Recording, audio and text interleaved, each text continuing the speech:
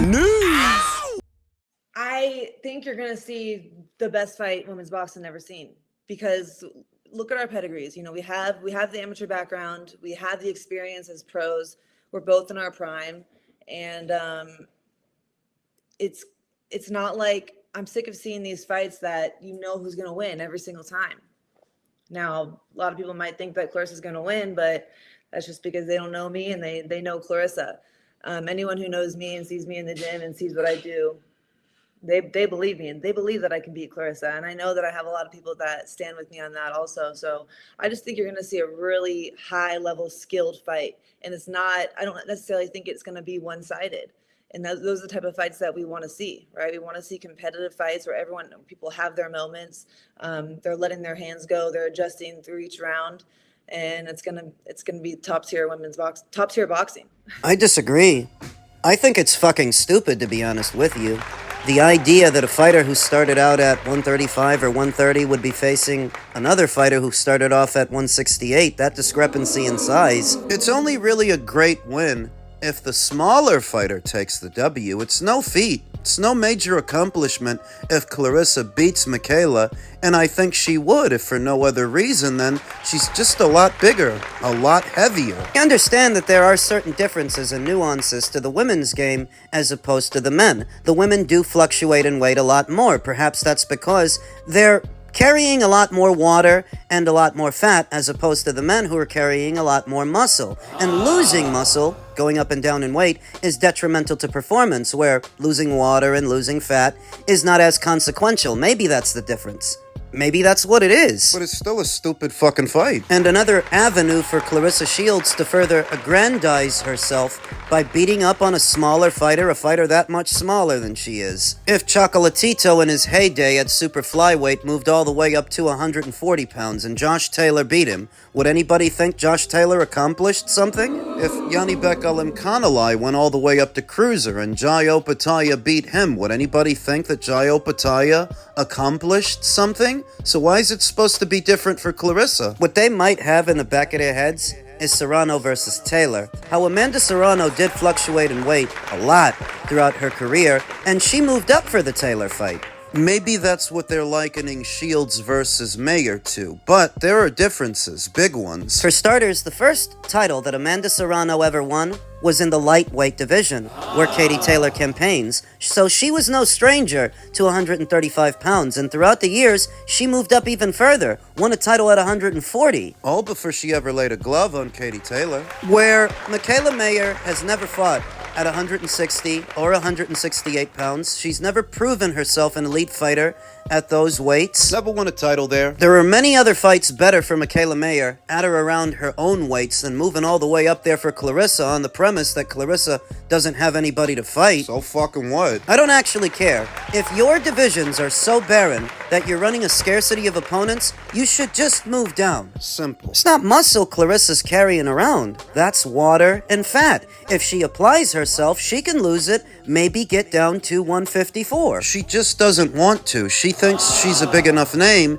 that she doesn't have to. And if she had alternatives at her weight to a Mayer fight, I could understand. But that's not the case. There's nobody to fight where you fight, so you needs to be the one that moves. And not having anyone to fight where she fights is not a strong enough case to sell me on the idea that Shields versus Mayer is a top-tier fight.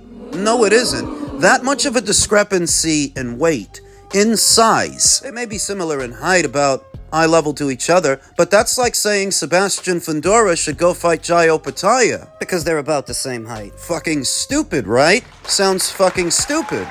Well, that's how this sounds to me.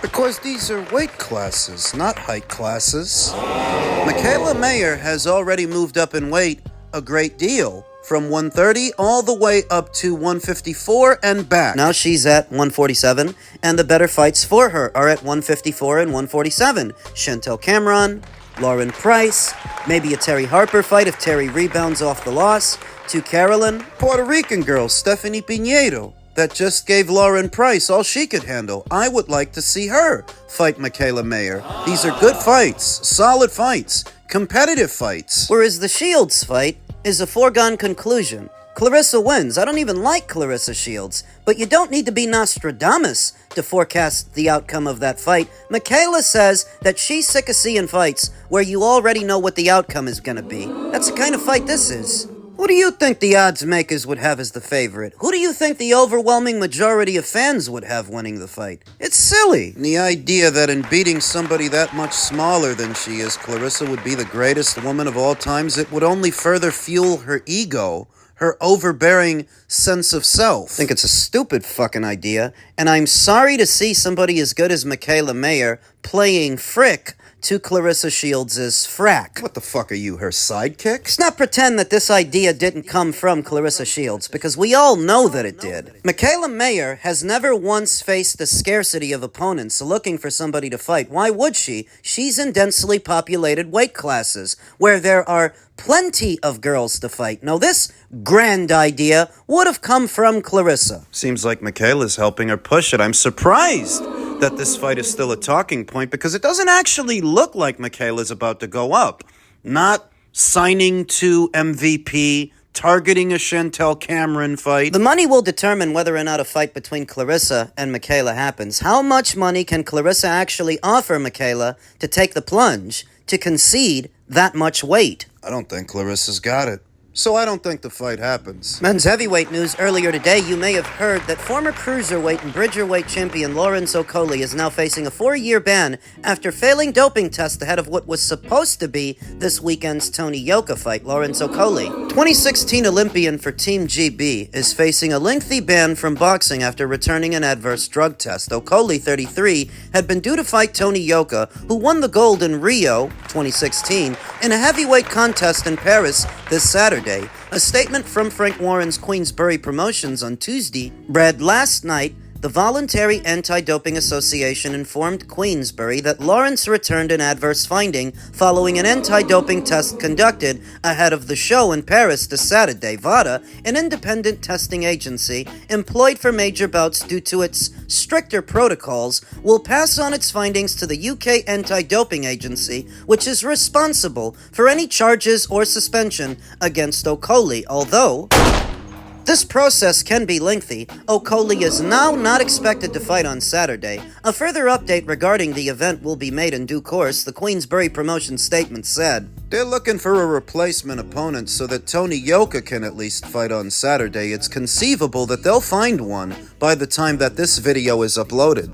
The Times understands that Okolie's sample was flagged for GHRP2 and its M8 metabolite. GHRP2 is a synthetic substance that stimulates the body to release human growth hormone from the pituitary gland and insulin-like growth factor IGF-1. It can increase muscle mass, improve recovery, and encourage fat loss. GHRP2 has a very short half-life of between 15 to 60 minutes, making it difficult for doping agencies to detect. It is banned by the World Anti-Doping Agency with suspensions ranging from 2 to 4 years, depending on whether an athlete can prove their use of the drug was unintentional, and in most instances they can't. Seeing what the benefits are of GHRP2, you could see why a fighter moving up in weight like Lawrence Okolie would have wanted to use it. Remember, he used to fight as a cruiser, then as a bridger, now as a heavy. Before anyone starts imagining the worst, following my bicep injury last year,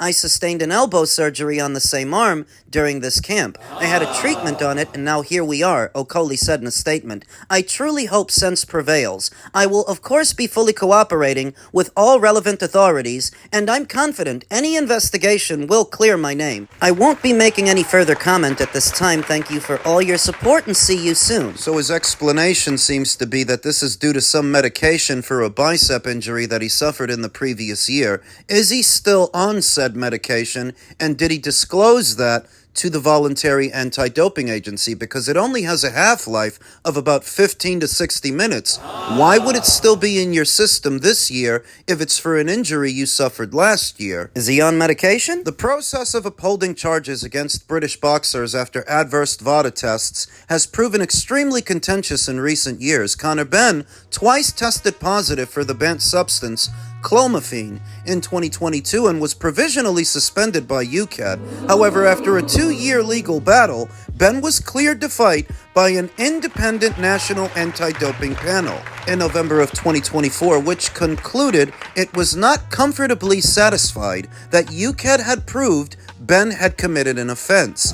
Ben always adamantly protested his innocence, but has not detailed publicly how that substance came to be in his system or why the charge was lifted. Okolie was a heartwarming success story for British boxing when he made the Olympic team in 2016. Born in London, he was working in a branch of McDonald's and struggled with obesity before he saw Anthony Joshua win Olympic gold in 2012 and was inspired to take up the sport himself. Okolie's awkward style often flattered to deceive in the paid ranks, but he won the WBO cruiserweight title against Krzysztof Glowacki in 2021 and held the belt for 2 years before suffering a sole defeat against his compatriot Chris Billam-Smith. Okolie subsequently moved up to heavyweight, and a win over Yoka on Saturday would have put him in line to fight for a world title. Now that hangs in the balance. The BBBOC don't mess about when it comes to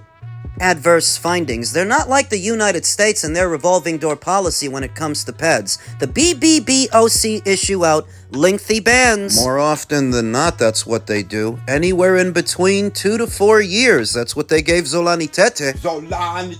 We haven't seen that guy since. Dennis McCann of Queensbury is also on the hot seat for an adverse finding, as is Lawrence Okolie, who seems quite confident that this will all blow over, and maybe it will. If his situation is the byproduct of a medication that he was given, maybe they will give him amnesty. Like what the WBO gave Janibek Alimkhanuly when it comes to his doping case. It turns out it came from a medication that he was taking. On that premise, they didn't strip him. So maybe on that same premise, the BBBOC won't penalize Lawrence Okolie? Though so many fighters testing positive for banned substances as anti-doping protocols become more uniform in the sport of boxing, and nobody ever copping to the rap, nobody ever just admitting that they were cheating. Just gives you the impression that everybody's cheating, because every time this happens, some lofty explanation follows. Nobody ever just admits, yeah, I was looking for a competitive edge,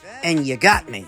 Even guys who have tested positive for banned substances more than once, like Lucas Brown and Jarrell Miller, Dillian White. They had lofty explanations. So did Alexander Povetkin. So did Luis Ortiz. All of which tested positive for banned substances more than once. Now, Lawrence, this is his first offense. This is the first time. But he, like them, has a lofty explanation ready. Doesn't everybody? Men, the women, doesn't matter where it happens in the sport, so long as it happens, you hear the same thing. So how was Conor Benn able to beat the rap? Well, the nuance of Conor Benn's situation stems from his nepotism. Being in that unique position where you actually have enough money to hire a legal team and defend yourself, fight back, whereas Zolani Tete or Dennis McCann, Pretty much your average fighter doesn't have the money to blow fighting back these charges. that is at least in part how Conor was able to resume his boxing career despite his doping case. Everybody don't got it like Conor, though. Does Lawrence? Lawrence ain't a nepo baby like Conor Benn, so there is that to consider, but he seems quite confident that this will all blow over. Maybe it will. We'll see what happens. Just in keeping with the theme of doping cases, Janibek Alimkhanuly appeals WBO suspension as Yoenlis Hernandez moves closer to mandatory shot. Ex-unified middleweight champion Janibek Alimkhanuly and his team have taken formal action in an effort to expedite his return to the ring, filing a direct appeal to the World Boxing Organization, seeking either a reduction or full removal of his current suspension. Alimkhanuly, who still holds the WBO middleweight title, is currently serving a suspension that runs through December, following a positive test for the banned substance, which emerged just days before his scheduled unification bout against WBA world champion Arislandi Laura. Last December, Janibek and his team have filed an appeal against the suspension and it is currently being reviewed. They are not satisfied with the suspension and they have the legal right to appeal it, said Gustavo Olivieri to Cesar Seda, Boxeo Urbano Network. That development led to the cancellation of the fight and ultimately resulted in him being stripped of his IBF title, ending his status as a unified champion despite retaining recognition under the WBO. We have internal administrative appeal process, a panel composed of lawyers and licensed professionals who act as judges and determine the final resolution, explained Olivieri. Now operating under that complex backdrop, Alimkhanuly's camp is pushing for a review that could significantly alter the landscape of the middleweight division. According to WBO President Olivieri, the Complaints and Grievances Committee is actively reviewing the appeal while maintaining its interim championship structure to keep the division in motion. We have to wait and see what the final determination will be. It could be to uphold the suspension, modify it, or dismiss it entirely, Olivieri added. In response to that development, the WBO instituted an interim title to ensure the division remained active. Denzel Bentley seized that opportunity in an emphatic fashion, stopping Andre Saavedra to capture the interim WBO middleweight title and insert himself firmly into the world title picture. He inserted himself firmly, huh? The sanctioning body is now prepared to order a bout between Bentley and the highly ranked Cuban contender, Yoan Luis Hernandez, currently number 2 in the WBO rankings. However, before that mandatory assignment is enforced, Bentley is expected to be granted a voluntary defense, an option requested by his promoter and is currently under consideration. On the other hand, I am going to recommend to the organization's Champions Committee that Hernandez be designated as Bentley's mandatory challenger, since there has not been a mandatory defense in more than 2 years while the suspension is being served. Bentley would have to fulfill his mandatory obligation. Should Alimkhanuly succeed in his appeal, either reducing or overturning his suspension, the WBO could quickly pivot towards a direct showdown between the Kazakh champion and Bentley. In that scenario, Hernandez would remain firmly positioned as the next mandatory level challenger, awaiting the outcome of the champion's picture. For now, the appeal represents the key variable in a division carefully structured to remain active, competitive, and aligned despite the ongoing regulatory uncertainty surrounding its reigning champion. That would essentially be a rematch fight between Janibek and Denzel Bentley. Does Janibek Alimkhanuly actually have a case? He actually does. All the medical documentation corroborates that he experienced some sort of health issue, at which point he was given medication that he took, and that's where the banned substance came from. But in spite of that, the IBF still stripped him. And the WBO still suspended him because the alphabet organizations reserve the right to proceed however they see fit. And if they see fit to uphold the suspension, that's just the way the cookie crumbles. It would see him sit out the majority of this year all the way till December. He wants to come back sooner. We'll see if he can, because if he can't, I have the sneaking suspicion that he will leave the middleweight division. He'll just move up to 168 and start over.